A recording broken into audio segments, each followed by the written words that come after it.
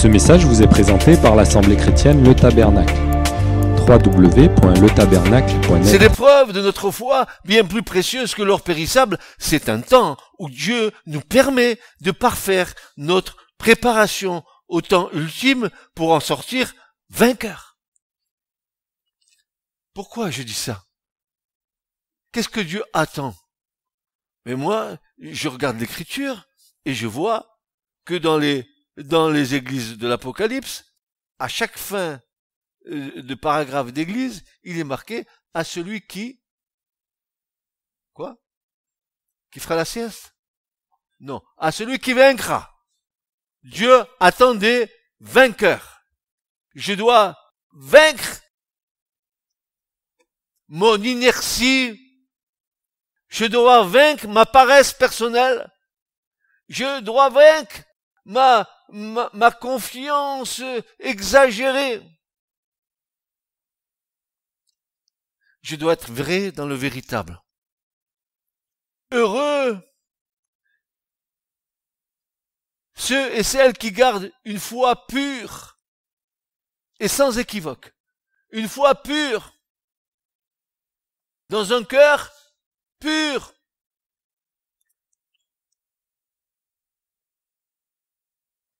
Une foi solide, ancrée sur le rocher des siècles. Une foi inébranlable. Une foi audacieuse. Une foi confiante au-delà de toute circonstance désespérante. Ancrée dans le Christ, nous devons tenir jusqu'au bout sans fléchir. Sans fléchir.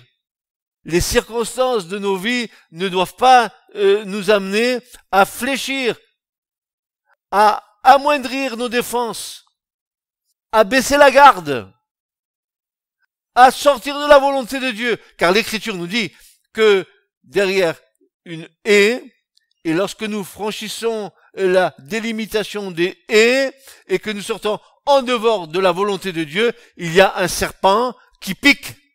Satan nous attend.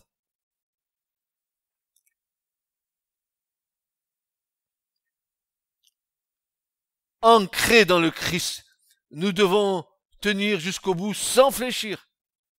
Souvenons-nous de celle, il est dit, qui persévérera jusqu'au quoi? Dites-le. Parlez, vous êtes muets. Parce que dès que le culte va finir, vous allez parler. Mais parlez maintenant. Jusqu'au qui? Celui qui persévérera jusqu'au bout, ceux-ci seuls seront sauvés. Notre foi va être éprouvée. D'ailleurs, le prophète Malachie le dit, que nous serons éprouvés, comme les fils de Lévi seront éprouvés. On va comme l'or au creux du creuset. Il va falloir qu'on soit purifié. Il va falloir que encore quelques petits scories qui sont dans nos vies vont être éjectés à l'extérieur. Nous devons être entre les mains du Seigneur des instruments d'honneur et utiles pour la gloire de Dieu. Mais qu'est-ce que c'est que cette chrétienté qui n'a même pas la notion de servir Dieu, qui consomme des cultes du matin au soir et sans obéir à une seule parole du Seigneur? Faut que ça arrête cette histoire-là. Heureux ceux qui écoutent la parole de Dieu, mais bienheureux ceux qui la mettent en pratique.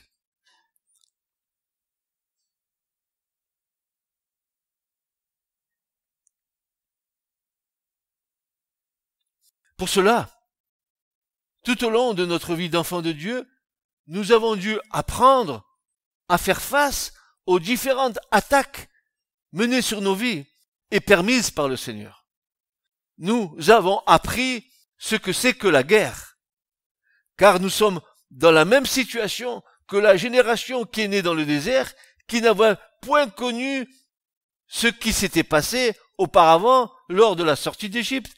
C'est-à-dire que toute la génération qui est sortie d'Égypte est morte dans le désert et que les enfants qui sont nés dans le désert, ils n'ont pas connu ce qui s'était passé avant. Eh bien, vous croyez que Dieu, il va les laisser comme ça? Non, non, non, non, non. Il faut qu'ils rentrent dans le pays de la promesse. Il va falloir qu'ils aillent conquérir le pays. Donc, il va falloir que Dieu les enseigne. Comment il va faire ça? Nous devons apprendre ce que c'est la guerre. Et Dieu nous enseigne. Regardez dans Juge, chapitre 3, versets 1 à 5. Voilà ce qu'il est dit. Juge 3, versets 1 à 5. Voici les nations que l'Éternel laissa pour éprouver par elles Israël. Tous ceux qui n'avaient pas connu toutes les guerres de Canaan. Alors, imaginez, ils n'avaient pas connu les guerres de Canaan, alors Dieu, il va leur laisser de quoi s'exercer.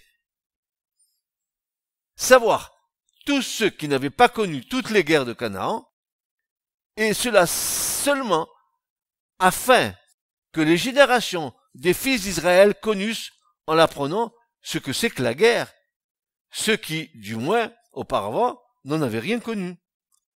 Dites-moi, un chrétien qui n'est pas entré dans un combat, qui n'a jamais eu de combat, un chrétien qui vit dans la béatitude, il est un chrétien hors combat.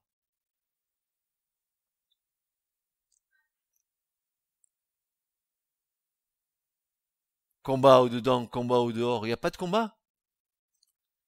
Il n'y a pas de combat dans vos vies?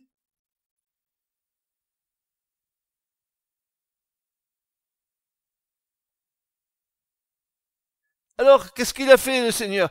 Il a laissé là, face à cette génération qui est dans le désert, il va laisser des princes, des Philistins, des Cananéens, des Sidoniens, des Éviens, qui habitaient dans la montagne du Liban, depuis la montagne de Baal Hermon jusqu'à l'entrée de Hamath. Elles étaient laissées. Elles étaient laissées. Dieu les a laissées. Pourquoi faire? Pour éprouver par elles Israël. Et pour savoir s'ils écouteraient les commandements de l'Éternel qu'il avait commandés à leur père par Moïse. Elle dit, c'est fort ça. C'est fort. C'est très très fort. Nous sommes dans un combat. Nous sommes dans un combat. Et ce combat, nous devons être armés pour l'affronter. Nous ne pouvons pas l'éviter. Nous ne pouvons pas l'ignorer. Parce que si nous l'ignorons, nous sommes hors de combat. Nous sommes déjà perdants. Pourquoi Dieu agit ainsi? Parce que les ténèbres agissent de plus en plus fort sur la terre avant l'enlèvement de l'Église. Et Dieu a besoin d'un peuple préparé à cet ultime assaut. Dieu veut nous préparer à ce qui va arriver. Qu'est-ce qui va arriver? Vous le voyez pas, vous l'entendez pas, ou nous sommes sourds et aveugles, ou nous ne savons pas discerner la fin des temps. Jésus a dit, vous savez que quand le soleil, quand le ciel est rouge, etc., que demain il fera du vent. Et comment vous savez? Vous ne savez pas discerner les signes de la fin des temps. Comment vous ne savez pas les discerner? Vous êtes si aveugle que ça?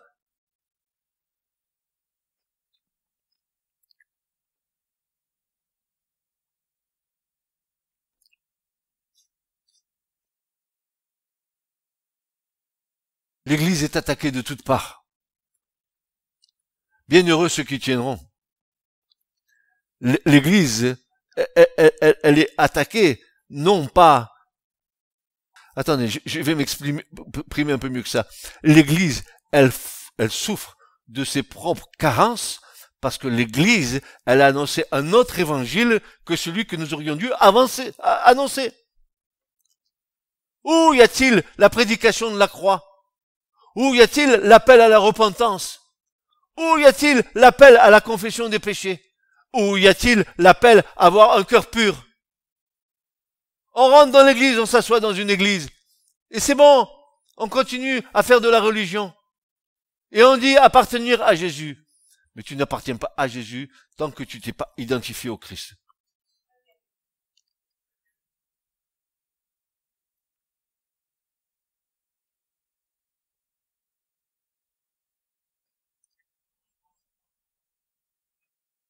J'ai bagarré toute ma vie avec ça. Toute ma vie avec ça. J'ai bagarré. J'ai bagarré parce que je sais pertinemment que s'il n'y a pas un bon départ dans la foi, toute ta marche, elle est chaotique.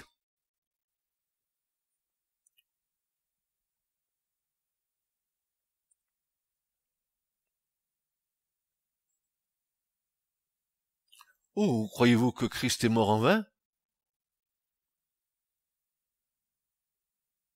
Pour que vous puissiez remuer les orteils tranquillement dans une certaine jouissance? Vous croyez que Christ est mort à la croix en vain?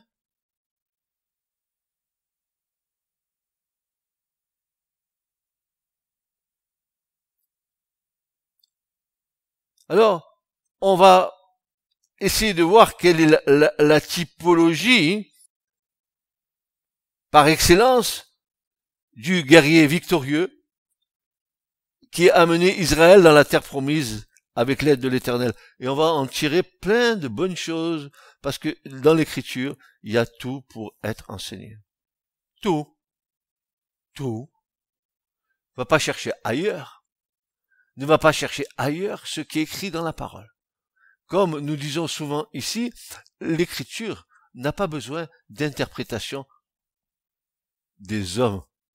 L'Écriture, elle s'interprète elle-même.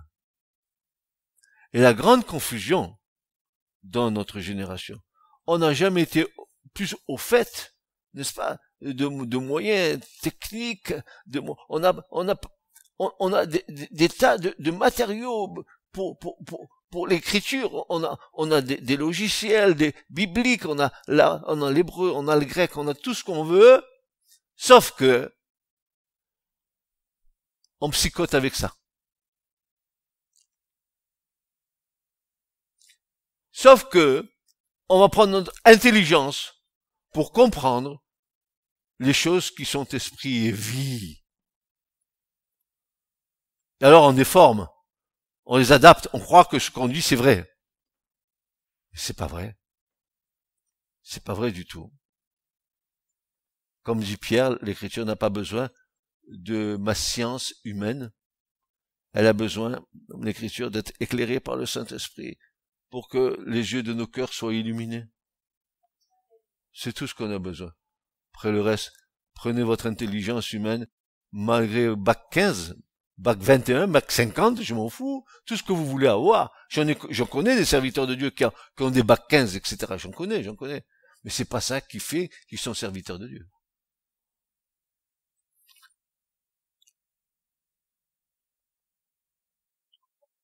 Alors, de qui nous allons parler?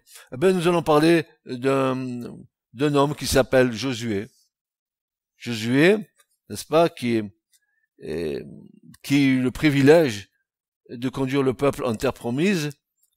Et je pose la question, Josué était-il si différent de nous? Était-il un homme différent de nous? Élie, était-il un homme de la même nature que nous? Voilà. La seule différence, c'était la communion avec Dieu. Et vous allez voir que c'est important. D'abord, dans Nombres 13 et verset 16, il nous dit que ce sont les noms des hommes que Moïse envoya pour reconnaître le pays.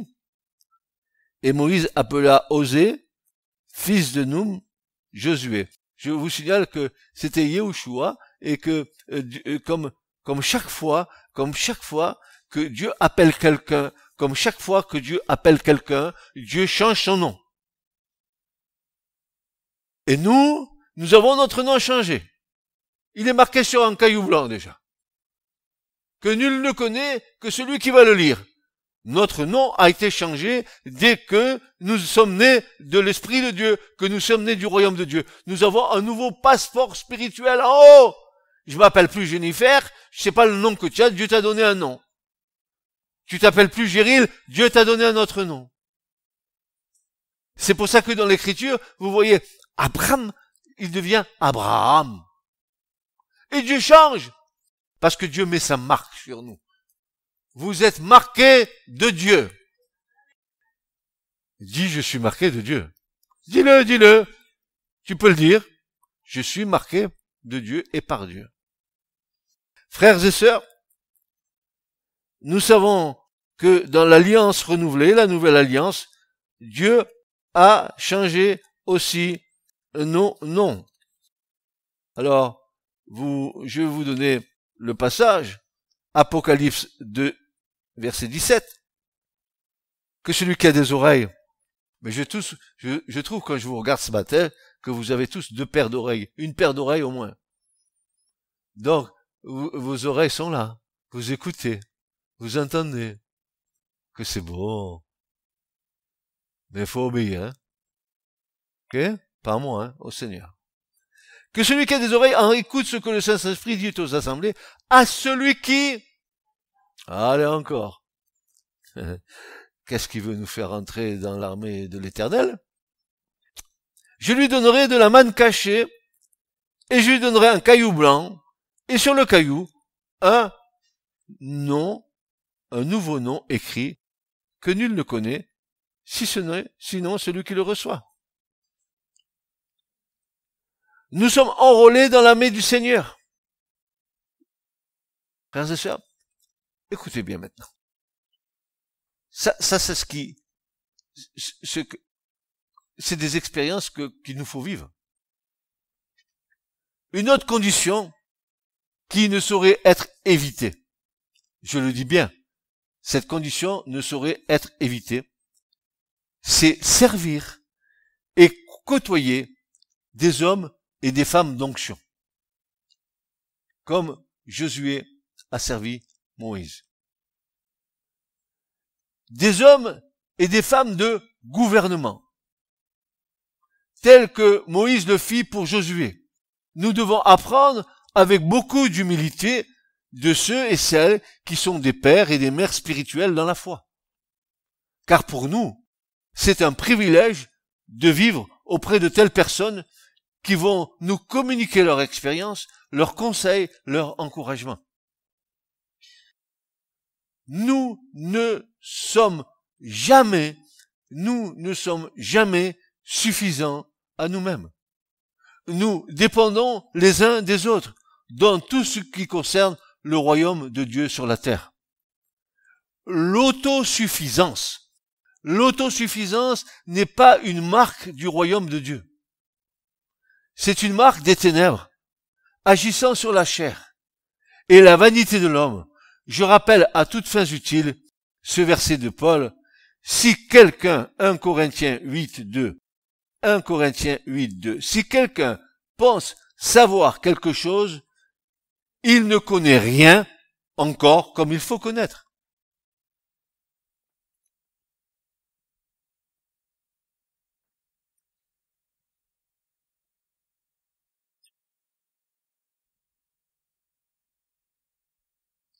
Vous savez, il y a nos chers philosophes français, ils nous ont sorti plein de petites récitations, comme ça. Vous connaissez là la grenouille qui veut devenir plus grosse que le bœuf? Souvent c'est ça, hein, n'est-ce pas? Galates 6.3. Car, si n'étant rien, quelqu'un pense être quelque chose, il se séduit lui-même. C'est pas moi qui le dis, hein. Si vous voulez me lapider, ça sera après, pas maintenant. Je vous donne la parole. Car, si n'étant rien, quelqu'un pense être quelque chose, il se séduit lui-même. Il nous est dit que Josué servait Moïse et il le suivait partout où il allait. C'est-à-dire là où le Saint-Esprit les menait. Là où le Saint-Esprit les menait, là où la Shekinah de gloire les menait. C'est la Shekinah qui les conduisait, frères et sœurs. Et dans ta vie, tu dois être conduit par l'Esprit.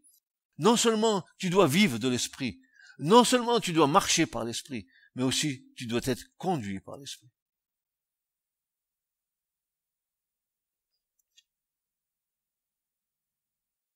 Ces qualités-là, ces qualités de soumission, ces qualités que Josué avait d'écoute de Moïse, ces qualités d'obéissance ont certainement été déterminantes dans le choix de Dieu pour utiliser Josué. Une comparaison, être soumis les uns aux autres, et particulièrement à ceux qui sont à la tête à cause de leur témoignage. C'est indispensable. je ne suis pas autosuffisant. Je suis complètement dépendant de mes frères et sœurs.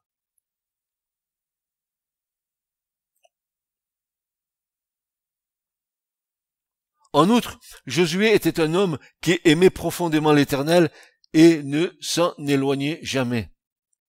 Vous vous rappelez ce que disait David, un jour dans tes parvis valent mieux que 1000 ailleurs, n'est-ce pas? L'Éternel parlait à Moïse face à face, comme un homme parle avec son ami.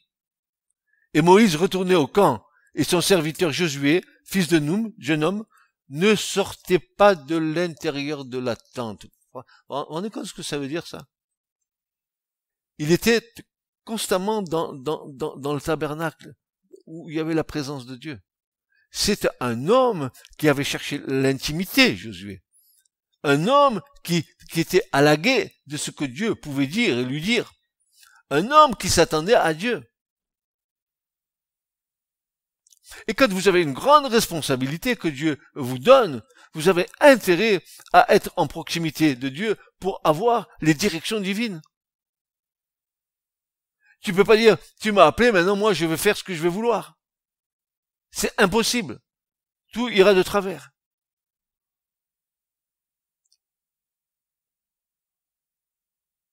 En outre, la présence immédiate de Dieu dans la tente mettait Josué sous l'onction de l'Éternel. Non seulement il y avait la présence de Dieu, mais à un moment donné, Moïse, il va faire, comme on a fait ce matin, voilà. Il va prendre de son esprit, et Dieu va lui dire, prends de ton esprit, impose la main et donne-le aux 70 des anciens d'Israël. Tout le vécu de ces choses lui servit lors de la conquête de Canaan. Il était le seul, oui, Josué a été le seul qui monta sur la montagne avec Aaron, avec Moïse, et non pas Aaron. Aaron n'est pas monté, c'est Josué et Moïse. Dieu déjà le préparait. Monter sur la montagne quand Dieu allait donner à Moïse l'étape de la loi. Hein. Et d'après les sages d'Israël, l'étape de la loi, Moïse il les a reçus en étant, il a été monté en esprit, en haut, dans la salle du trône royal, et il a vu la Torah en haut, la Torah brodée d'or. Il l'a vue, et Dieu lui a dicté.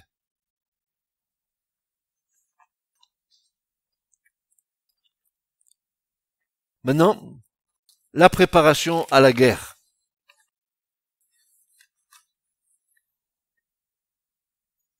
Josué était l'homme choisi de Dieu pour préparer le peuple à entrer en Canaan.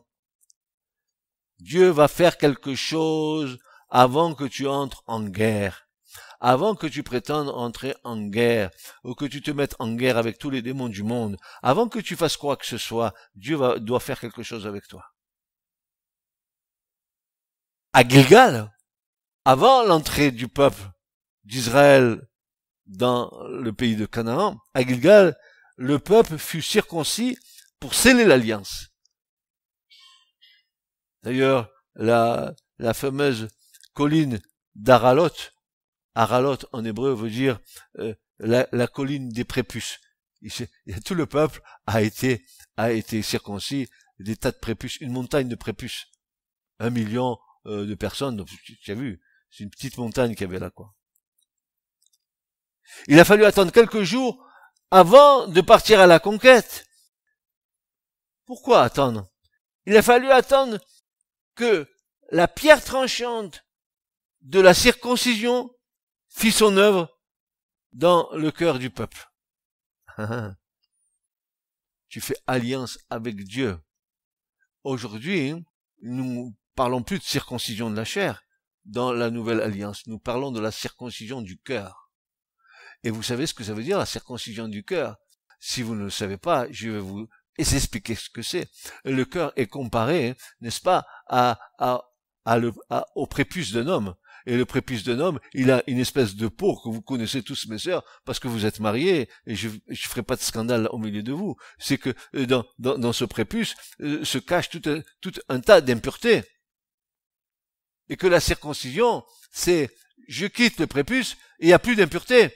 Et nos cœurs doivent être circoncis.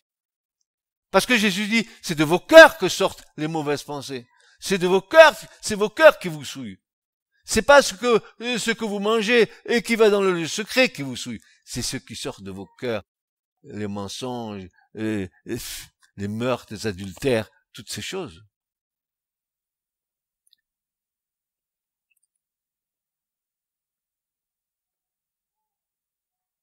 Josué 5, versets 2 à 3.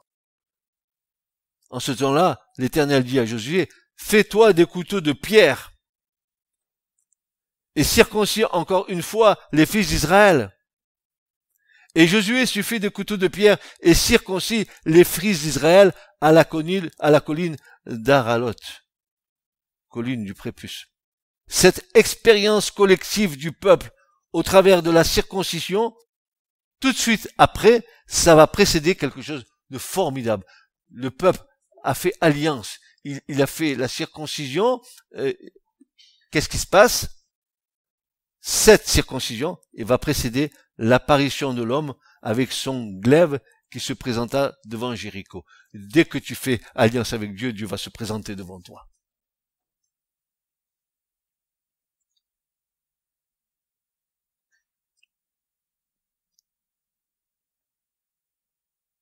Oui, l'alliance est le moyen par lequel Dieu va venir en aide à son peuple. Cette partie-là qui est subjective du récit biblique se rapporte à une phase plus précise de notre vie spirituelle. Écoutez bien, il serait funeste et aberrant à l'enfant de Dieu d'entrer en guerre avec Satan et avec les adversaires de l'Église du Christ en s'appuyant simplement sur le fait qu'il est mort avec le Christ.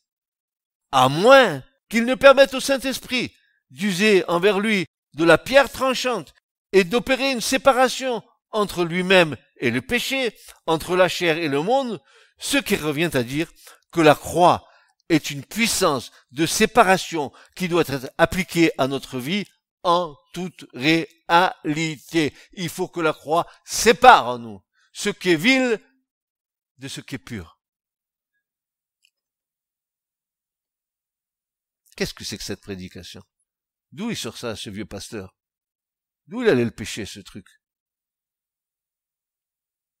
Non, je suis jeune. Je n'ai pas vu. Vous vous trompez.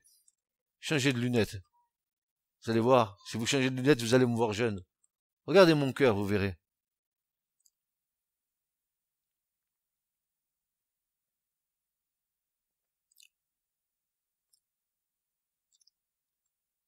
Après l'expérience de la circoncision, c'est-à-dire du cœur pour nous aujourd'hui, vient la révélation de Christ ressuscité. Josué 5, versets 13 à 15, il est dit ceci. Josué 5, versets 13 à 15, il arriva, comme Josué était près de Jéricho, qu'il leva ses yeux, et voici, il a levé les yeux. Il les a pas baissés, il les a levés.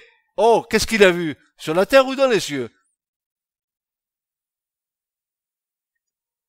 Et voici un homme se tenait debout devant lui, son épée nue dans sa main.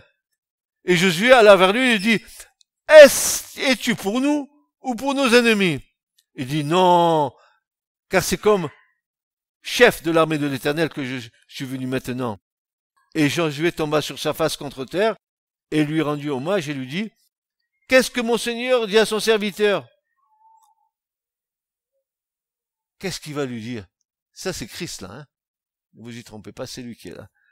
Et le chef de l'armée de l'Éternel dit à Josué, monte sur ton cheval et va combattre. Non, il va dire, ôte ta sandale de ton pied, car le lieu sur lequel tu te tiens est saint.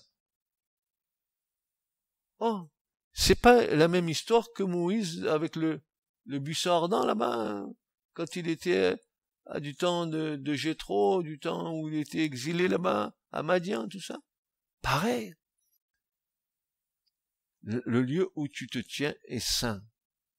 Quitte tes sandales. Poussière tu es, et poussière tu retourneras.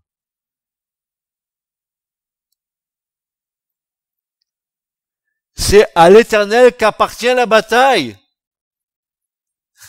Je viens comme chef de la maison. Oh, il n'est pas venu pour passer un week-end paisible. Hein. Il est venu pour aider Josué. Alors, attendez, vous allez voir. C'est d'une délectation. C'est un fruit tellement délicieux qu'on va découvrir par la suite. Bon, là, je préfère avoir Jésus avec moi que contre moi. Hein. Je vous le dis honnêtement, parce que lui, il sait ce qu'il va faire, quoi. Hein, regardez. Josué n'en était que l'instrument visible. C'est Dieu qui en est le véritable chef. La guerre se gagne d'abord sur le plan spirituel pour avoir son plein effet dans le visible. Toute guerre gagnée en bas, c'est une guerre qui a été gagnée d'abord en haut. Dieu lit les choses en haut pour qu'en bas nous ayons la victoire. Vous vous rappelez avec Daniel? C'était pareil. Pareil. Nous ne pouvons pas gagner des guerres en bas si la guerre n'est pas gagnée en haut. Si nous nous investissons pas dans la prière en haut avec le Seigneur pour gagner d'abord la guerre en haut. Et nous nous trompons parce que quand nous rentrons dans un combat, nous combattons avec des armes charnelles en bas. Nos armes ne sont pas charnelles, mais elles sont divinement puissantes par Dieu.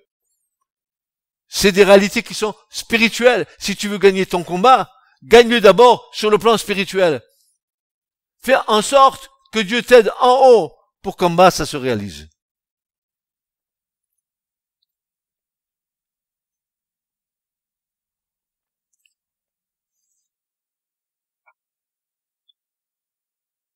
Vous me supportez encore un peu?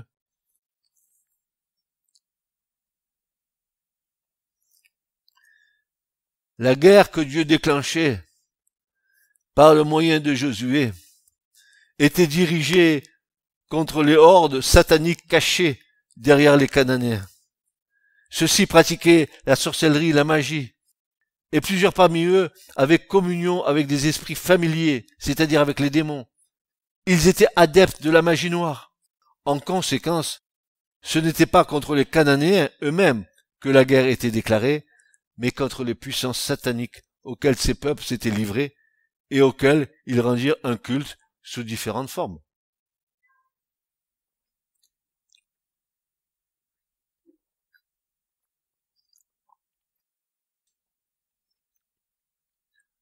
En fait, Josué va nous enseigner d'une manière admirable le vrai cheminement pour sortir plus que vainqueur de toutes sortes de situations qui vont se présenter contre nous.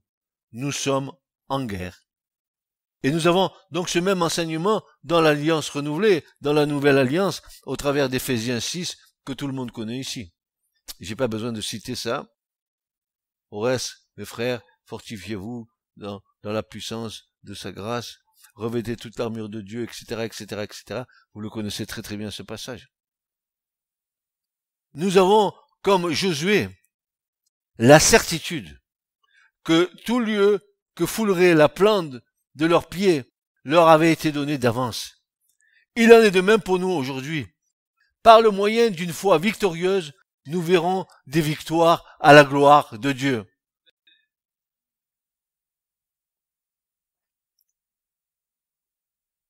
Josué 1, versets 1 à 3. Il arriva, après la mort de Moïse, serviteur de l'Éternel, que l'Éternel parla à Josué, fils de Nun, qui servait Moïse, disant, Moïse, mon serviteur, est mort maintenant.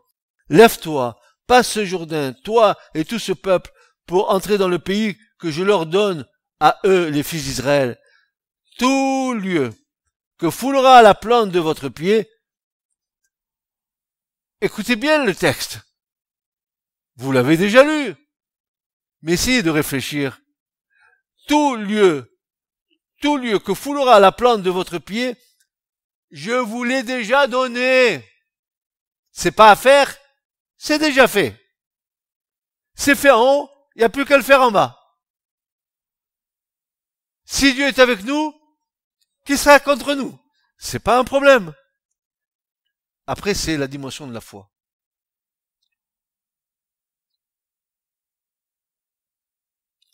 Mais ils avaient à y marcher. Ils devaient collaborer avec Dieu, prendre possession du pays pied à pied, car Dieu ne leur avait pas mis dans les mains en disant « Maintenant vous le possédez et vous n'avez plus rien à faire ». Il leur avait dit « Je vous l'ai déjà donné. Maintenant vous devez en prendre possession pas à pas. Et je serai avec vous. Si je vous l'ai donné, c'est que vous allez le conquérir en bas. C'est que je serai avec vous. » Alors la foi, c'est là où ça joue. C'est sûr qu'il va nous le donner. Tu sais, celui qui pense là, c'est sûr qu'il a dit ça. Et s'il disait pas ça? Et s'il faisait pas ça? Et si, et si.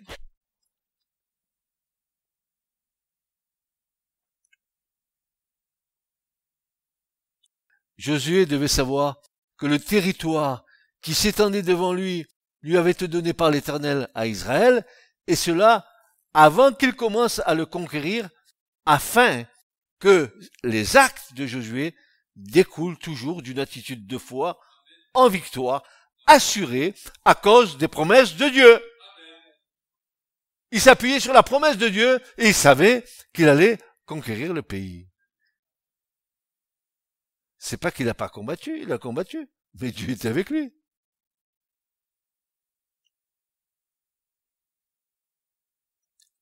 Une attitude de foi à cause des promesses de Dieu.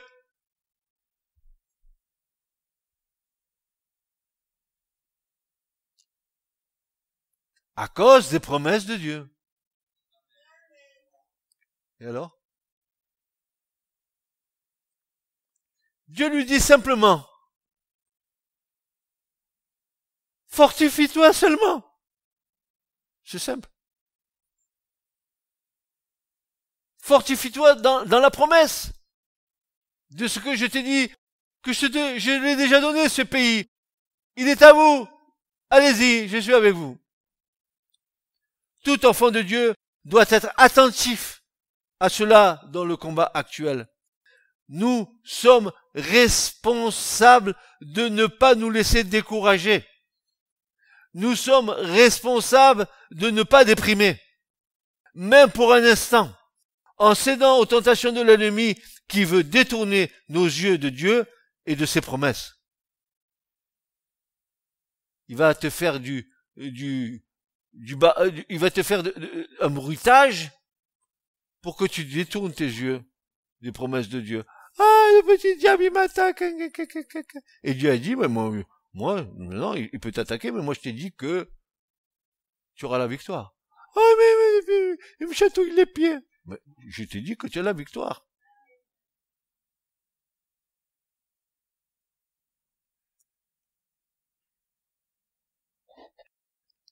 Soyez persuadés que tout découragement, toute peur, toute crainte viennent de l'ennemi et que nous ne devons pas y céder ou y donner accès à aucun prix, quelles que soient les circonstances. Pour ceux qui sont dans les combats, vous entendez ce qu'il est en train de dire là? Oh, jamais il se convertira. Mais il n'est pas... Mon mari, il est comme ci, il est comme ça. Non, il est comme ci, il est comme ça. Et il dit, mais si tu crois, toi et toute ta famille sera sauvée. Ah bon, alors moi je vois rien. Tu vois rien? Prie, continue de prier, et tu verras la gloire de Dieu. Applique sur le linteau de ta maison par le moyen de la foi le sang de Jésus sur ta famille. Continue à prier pour ces inconvertis qui veulent pas entendre de Dieu, mais qu'à un moment donné, Dieu, il va les attraper, les coincer dans un coin. Prends courage et fortifie-toi dans la parole. Ne regarde ni à droite ni à gauche. Ne rentre pas dans le système de tes pensées qui te détournent de Dieu, qui t'emmènent dans des sentiers qui vont mettre en toi le doute et la confusion.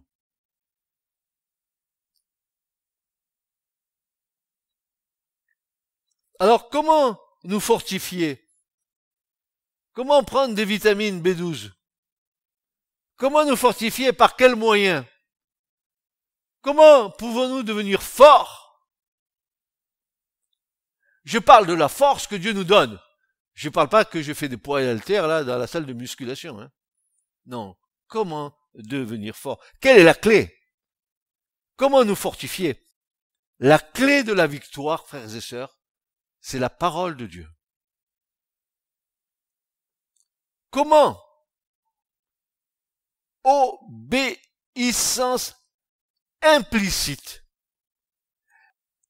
Indéfectibilité à la parole de Dieu. Elle est oui et amen. Point barre. Nous avons besoin de l'épée de l'esprit qui est la parole de Dieu. Une arme offensive, redoutable, dont nous tirons notre autorité et notre puissance. Amen, amen, amen. Je vous ai dit vendredi soir, c'était là vendredi soir, quand je vous ai dit comment Jésus est entré dans la puissance. Il est dit qu'après avoir fait échec au diable dans la tentation du désert, par quel moyen? Par l'autorité que dégageait l'écriture, la parole de Dieu. Où il est écrit, Ketiv, il est écrit en hébreu, il est écrit. Et Jésus a pris la parole. Il n'a pas eu un autre moyen pour faire échec à Satan qu'avec la parole de son Père. Et quand il a vaincu le diable, il nous a dit que le diable s'est retiré pour peu de temps. Parce qu'il allait revenir un peu plus tard, n'est-ce pas? Il allait pas lâcher la proie comme ça, quoi. Il vous lâchera pas non plus si vous faites attention, hein. C'est pas parce que vous avez eu une victoire qu'il va pas revenir montrer un petit bout, le bout de son nez à un moment donné. Gardez-vous pur dans vos cœurs. Attention à la manière dont vous vivez. Et qu'est-ce qui se passe? Il est dit que quand il a fait échec au diable dans la tentation du désert, Luc nous dit que le diable s'est retiré pour un peu de temps et que Jésus revint dans la puissance du Saint-Esprit en Galilée. Bah, Dieu lui a accordé la puissance.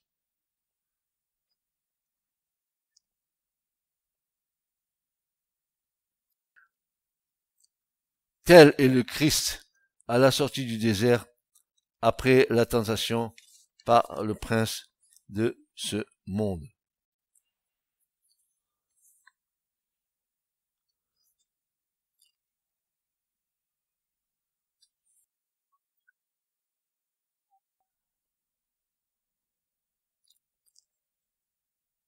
Dieu va dire à Josué 1:9, ne t'ai-je pas commandé, fortifie-toi et sois ferme, ne te laisse point terrifier, regardez bien, et ne sois pas effrayé, car l'Éternel ton Dieu est avec toi partout où tu iras.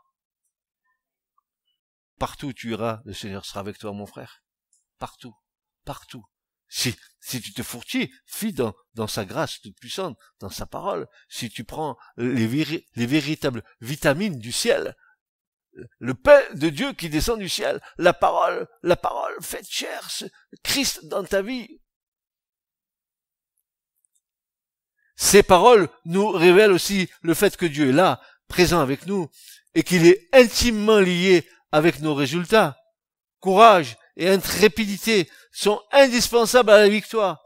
Être fortifié dans l'être intérieur par la parole de Dieu, jour et nuit, à tel point qu'on perd de vue l'homme et la crainte qu'on a de lui, voilà un grand remède pour être affranchi de tout découragement et de toute terreur devant la puissance de l'ennemi.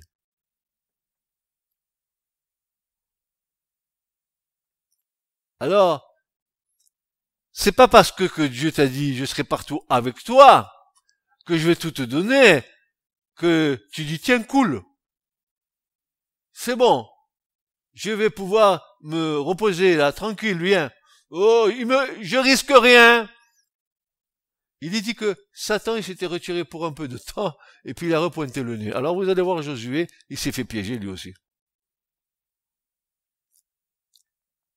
Méfions-nous des stratagèmes de l'ennemi en temps de guerre, car en temps de guerre, tout devient suspect. Paul dit que nous ne devons pas ignorer ses desseins. Vous le connaissez ce passage, n'est-ce pas? il y a un épisode où Josué baissa sa garde et se fit piéger.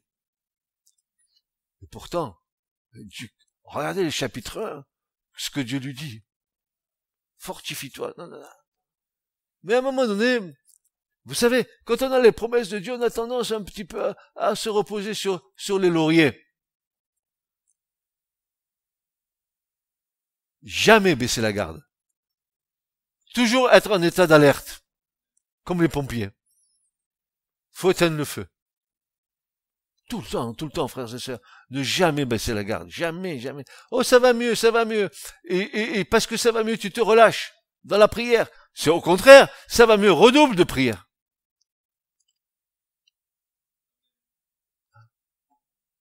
Il y a météo, il y a un léger vent de zéphyr, c'est calme.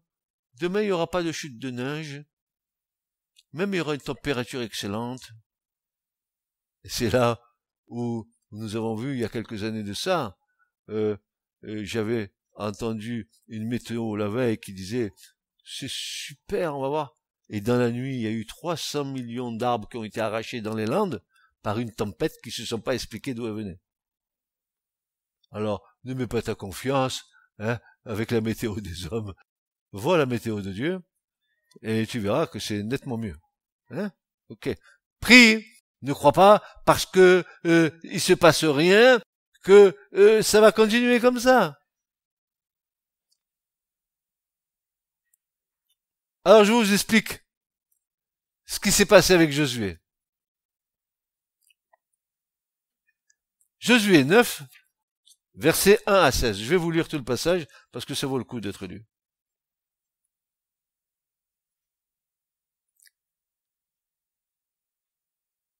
Il arriva que, lorsque tous les rois qui étaient en deçà du Jourdain, dans la montagne et dans le pays plat, et surtout le rivage de la Grande Mer, jusqu'au Liban, le Héthien, l'Armoréen, le Canéen, le Phérézien, le Hévien, le Jébusien, eurent entendu ces choses, ils ont entendu que ça déménageait, quoi.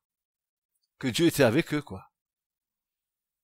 Ils se réunirent ensemble pour faire la guerre à Josué et à Israël d'un commun accord.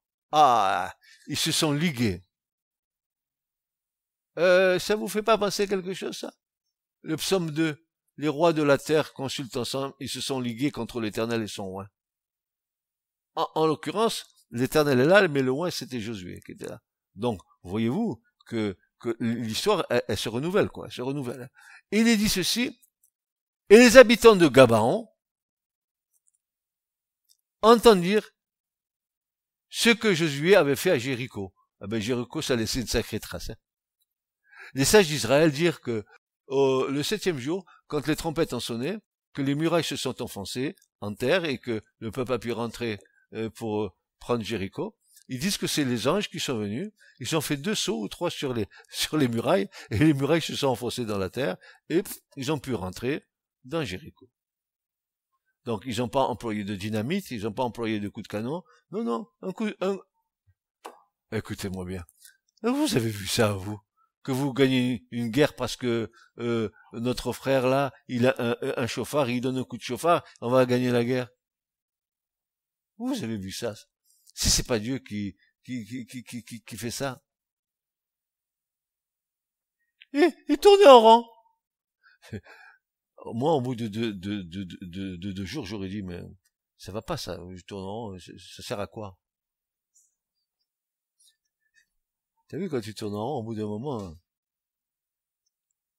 Dieu avait ses raisons, n'est-ce pas? Les habitants de Canaan entendirent ce que Josué avait fait à Jéricho et à Haï, et ils usèrent de ruse, eux aussi. Le petit rusé. Et le serpent était l'animal le plus rusé du jardin d'Éden. Ils ont usé de ruse, n'est-ce pas? Ils se mirent en route, préparés comme pour un voyage. Ils prirent de vieux sacs sur leur âne, de vieilles outres à vin crevassées recousues, des vieilles sandales rapiécées à leurs pieds, de vieux habits sur eux, et tout le pain de leurs provisions était sec et c'était moisi. Bon, tu vois, les SDF arrivent. Ils allèrent vers Josué au camp de Gilgal et lui dirent et aux hommes d'Israël, nous venons d'un pays éloigné. Bon. Et maintenant, traitez l'alliance avec nous. Et les hommes d'Israël dirent aux Éviens, peut-être que tu habites au milieu de nous. Et comment traiterions-nous alliance avec toi?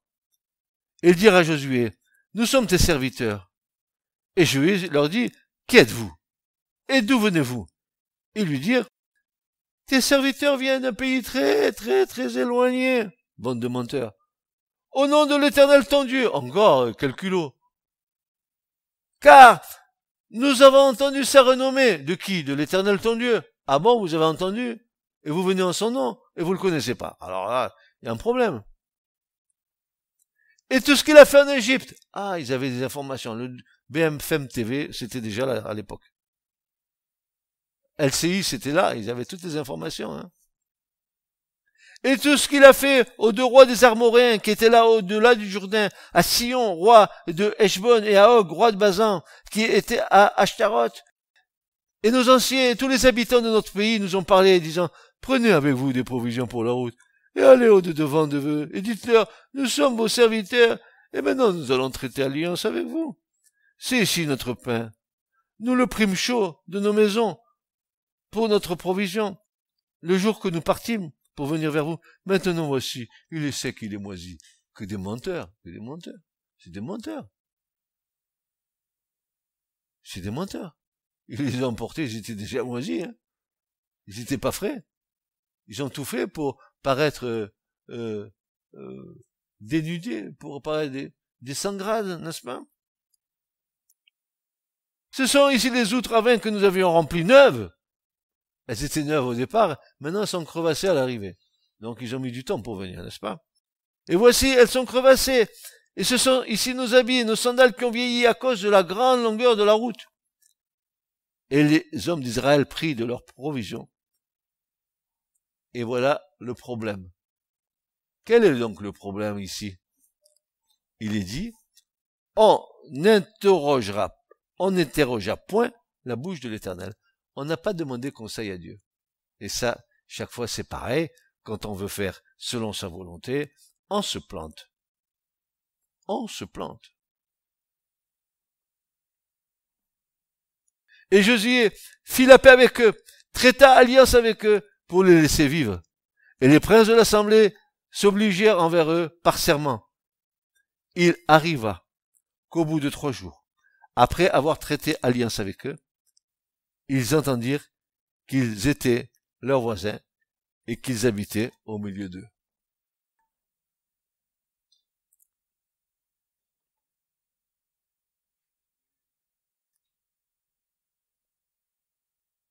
Josué fut pris au piège. Les Gabaonites se mirent au profit d'une alliance qui leur laissait la vie sauve, alors que Dieu les avait voués à la mort. Ils arrivèrent à ce résultat en usant de stratégie. Voilà ce que sont les pièges, les subterfuges de l'ennemi. Josué, et vous et moi, nous sommes souvent trompés par les apparences. Oh, il est sympa, il a l'air bien, ce garçon, il a l'air bien, cette sœur, elle est bien. Méfions-nous des embûches cachées derrière les apparences. Dans notre génération, où l'Église du Seigneur est entrée dans un spirituel sentimental, issu de l'âme, de la chair, et non de l'Esprit Saint, de nombreux cas dans l'Église nous donnent l'image de ces Gabaonites qui usèrent de fraude sans entrer dans une alliance de cœur, mais dans une alliance de circonstances, sans être impliqués dans une circoncision du cœur. Hélas, de nombreux chrétiens sont ainsi. Ils suivent le Seigneur de l'alliance, sans faire d'alliance avec lui, sans passer par la croix et sans laisser le glaive de la croix faire son œuvre. Maintenant, frères et sœurs, fortifions-nous dans la grâce toute puissante du Seigneur pour tenir ferme alors que le monde s'écroule. Relevons la tête car notre délivrance est proche. Amen. Amen. Amen. Faites attention. Faisons attention. Faisons attention. Et persévérons. Ne croyons pas parce qu'il y a des accalmies que le problème est réglé. Il faut aller jusqu'au bout, jusqu'à la victoire finale. On ne peut pas se relâcher. On doit constamment... C'est pour ça que l'Écriture nous dit veillez et priez en tout temps. Constamment. Parce que la prière nous aide. Faites toutes sortes de prières par l'Esprit et en Esprit pour que nous puissions avoir cette prière qui puisse être reçue par le Seigneur en haut. Amen. Et ressaisissons-nous. Ne baissons pas les bras. Chaque fois que Moïse baissait les bras, Amalek en bas, il gagnait la bataille. Et chaque fois que ses deux amis Aaron et Hur lui tenaient les bras pour les remonter, eh ben en bas ils avaient la victoire. Nous avons besoin de frères et de sœurs qui nous soutiennent dans la prière, dans l'intercession. Nous ne pouvons pas gagner le combat tout seuls. Nous avons besoin les uns des autres. J'ai dit tout à l'heure, nous ne sommes pas autosuffisants. Nous ne sommes pas autosuffisants. Je ne peux pas vivre ma foi cloîtrée dans mon coin. Je suis une proie de l'ennemi. Une proie. Il m'a déjà, comme l'araignée, il m'a déjà entouré, il m'a déjà ficelé. Ah ben, je peux toujours parler de Dieu, mais mon langage, il n'est pas en harmonie avec ce que je fais. Alors ça, c'est la pire des choses. Que Dieu vous bénisse, qu'il vous fortifie, qu'il vous donne du courage. Et relevez la tête, relevons la tête. Regardons vers le ciel, notre délivrance est proche. Jésus revient bientôt. C'est la dernière des dieux. Comment tu sais ça, frère? Mais c'est pas que je sais, c'est que l'Écriture m'enseigne. C'est que dans l'esprit, on sent, parce que celui qui sonne les Écritures, à un moment donné, le voile va se lever un peu quand même. Le Seigneur, il nous encourage. Mais c'est pour bientôt. Amen. Que Dieu vous bénisse, mes amis. Que Dieu vous garde. Ce message vous a été présenté par l'Assemblée chrétienne Le Tabernacle. www.letabernacle.net